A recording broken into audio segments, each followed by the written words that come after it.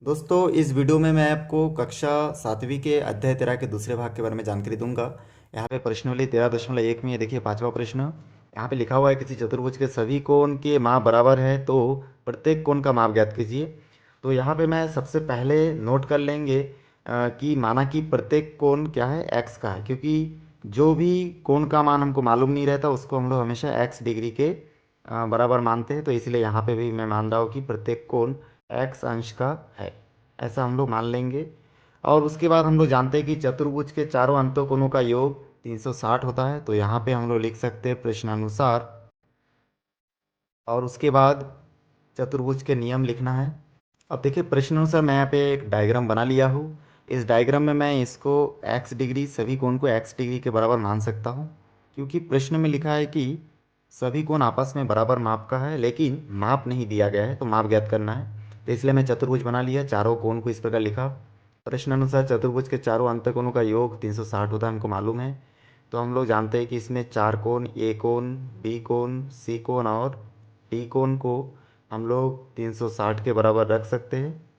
अब उसके बाद ए बी सभी का मान एक्स अंश माने हैं, तो इस प्रकार से सभी कोण के जगह पे उसका जो मान हम लोग जितना डिग्री माने हैं उस कोण का उतना अंश हमको लिख लेना है और 360 के बराबर रखना है। अब देखिए एक्स इसमें चार बार है तो हम लोग 4x बराबर यहाँ पे 360 लिख सकते हैं।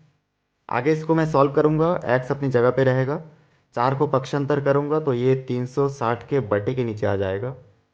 और उसके बाद 4 से 360 को हम लोग भाग देंगे तो यहाँ से हम लोग जानते हैं कि 4×9=36, मतलब 90 अंश हमको प्राप्त होगा। तो चारों कोण को हम लोग 90 करके माने थे। तो इस प्रकार से हम लोग लिख सकते हैं कि प्रत्येक कोण कितना है, 90 अंश का है। तो यहाँ पे आप बहुत ही आसानी से नोट कर सकते हैं कि अतः प्रत्येक कोण 90 अंश का है। तो इस प्रकार से बहुत आसानी से देखिए आप इसको सॉल्व कर सकते हैं। चलिए इसका छठवां नंबर प्रश्न आपको हल करके बताता हूँ। यहाँ पे देखिए छठवां प्रश्न में लिखा हुआ है किसी चतुर्भुज के दो कोण क्रमशः 65 एवं 105 के हैं। शेष दो कोण आपस में बराबर है, बराबर कोणों में प्रत्येक का मान ज्ञात कीजिए। यहाँ से मैं दिया है लिख लिया हूँ और यहाँ पे मैं नोट कर लूँगा। माना कि शेष दो बराबर कोण एक्स अंश का है, ऐसा मैं नोट कर लिया। और इसमें दो कोण 65 का है। तो देखिए डायग्राम में अगर मैं शो करूँगा तो बहुत आसानी से हम लोग इसको बना सकते हैं। जैसे चतुर्भुज के दो कोण क्रमशः 65 और 105 के हैं, तो पहला कोण 65 मान लेते हैं, दूसरा कोण 105। और बाकी शेष दो जो कोण है ये हमको मालूम नहीं, लेकिन ये दोनों एक दूसरे के बराबर है, इसलिए इन दोनों को एक्स अंश करके हम लोग मान लिए। ऐसा करके आप दिया है के बाद नोट कर सकते हैं। उसके बाद यहाँ पे आप जानते हैं कि चतुर्भुज के चारों अंतःकोणों का योग 360 अंश का होता है। तो उसको आप नोट कर लेंगे कि चतुर्भुज के चारों अंतःकोणों का योग 360 होता है। और उसके बाद देखिए यहाँ पे हम लोग क्या करेंगे, इस चतुर्भुज के ये चित्र देख के चारों कोण को इस प्रकार आप लोग नोट कर लेंगे।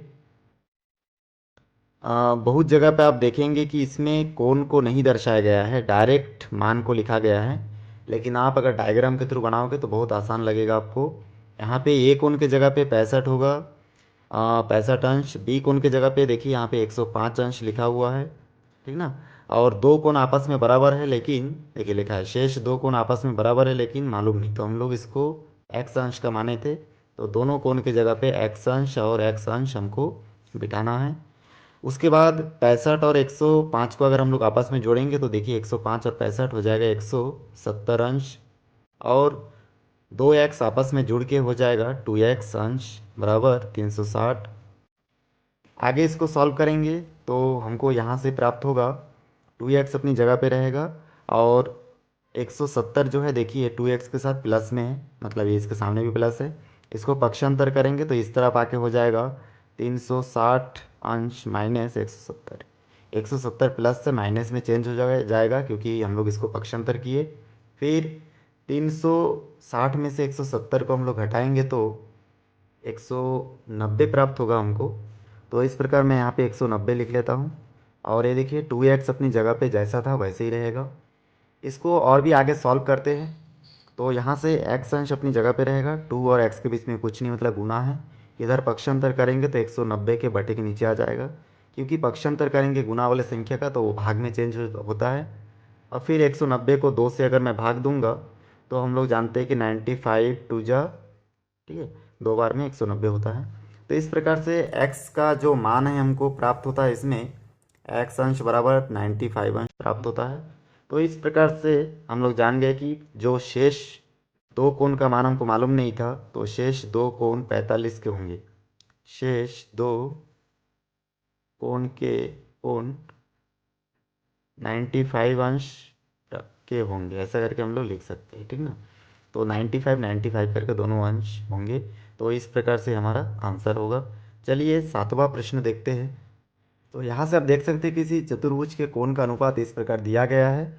तो यहाँ पे जो अनुपात है, इस अनुपात को हम लोग डायरेक्ट यहाँ पे हम लोग कोण की जगह पे नहीं बिठा सकते, इसलिए हम लोग इसमें मानेंगे कि माना कि जो दिया गया है उसको हम लोग लिखेंगे। माना चतुर्भुज के चारों कोण क्रमशः, तो ये देखिए मैं लिख लिया हूँ। उसके बाद ए कोण, बी कोण, सी कोण, डी कोण, चार कोण का मान इसमें हम लोग लिख लिए हैं डायरेक्ट, क्योंकि संख्या नहीं लिख सकते तो एक्स के रूप में इसको हम लोग माने हैं। इसको हम लोग यहाँ पे नोट कर देंगे। ए कोण की जगह पे 3x डिग्री, फिर 5x डिग्री, फिर आगे सॉल्व करेंगे, ठीक ना।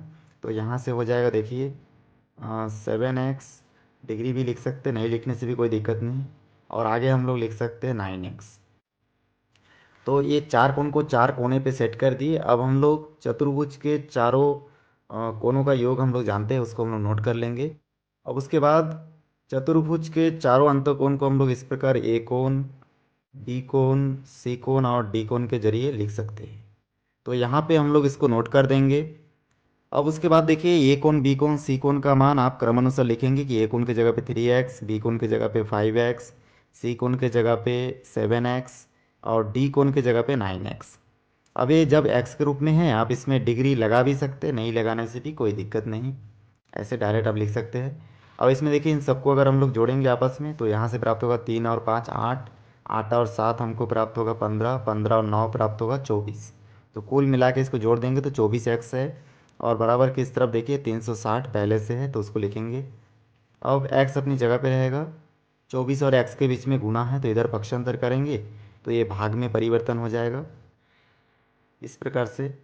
अब उसके बाद आगे हम लोग देखिए इसको और भी सॉल्व करेंगे तो हम लोग भाग दे के देख सकते हैं कि कितना आएगा। तो चलिए मैं यहाँ पे रफ में आपको भाग दे के बताऊँगा। 360 से 60 को अगर 24 से भाग देंगे तो 24 एकम 24 होगा। यहाँ से देखिए 2 बचा और यहाँ से 1 बचा। और क्योंकि 24 जो है 12 में नहीं जाएगा तो यहाँ से शून्य को नीचे उतारेंगे। और 24 पंजे 120 होता है, ठीक है। तो इस प्रकार से हम लोग को देखिए 15 प्राप्त होता है। तो इस 15 को हम लोग दोनों को काटेंगे और x का मान हमको 15 प्राप्त हुआ। इसको हम लोग हाईलाइट करके इस प्रकार से लिख लेंगे। और उसके बाद ये जो सभी कोण को हम लोग x के फॉर्मेट में लिखे हैं, इन सभी को क्या करना है, हमको कोण के फॉर्मेट में लिखना है। तो हम लोग यहाँ पे लिखेंगे कोण। कोण के रूप में लिखने के बाद फिर आप यहाँ से डायरेक्ट लिख सकते, देखिए पहला कोण क्या है 3x, तो 3 इंटू एक्स का मान 15 था तो इसको गुना करेंगे तो 3 15 के 45 प्राप्त होगा। फिर दूसरा कोण माने थे हम लोग 5x, तो 5x बराबर 5 और x के जगह पे देखिए 15, तो गुना 15, तो 5 और 15 को गुना करेंगे तो 75 डिग्री प्राप्त होगा। फिर 7x, 7x देखिए तीसरा कोण था इसमें और चित्र में भी देख सकते हैं। तो इस प्रकार से तीसरा कोण को हम लोग लिख सकते हैं 7 इंटू 15, एक्स की जगह पे 15 लिखा। तो 7 15 के हम लोग जानते हैं 105 होता है, गुना करने से 105 प्राप्त होगा। फिर 9x, 9 इंटू 15 प्राप्त हो जाएगा, देखिए 135। तो चार कोण हमको क्रमशः इस प्रकार से प्राप्त होगा और ये गणित बहुत आसानी से देखिए हमारा सॉल्व हो जाता है। चलिए अब इसका जो 8वां प्रश्न है उसमें सत्य और असत्य कथन आपको खुद स्वयं आप छाट के लिख सकते हैं। मैं आपको 9th नंबर क्वेश्चन सॉल्व करके बताऊंगा। देखिए 9th नंबर क्वेश्चन को हम लोग लिख सकते हैं क्योंकि इसमें एक चतुर्भुज के तीन कोण प्रत्येक 80 के हैं। और चौथा कोण का मान हमको मालूम नहीं है, ज्ञात करना है। तो यहाँ पे हम लोग सबसे पहले लिखेंगे माना कि चौथा कोण x अंश का है।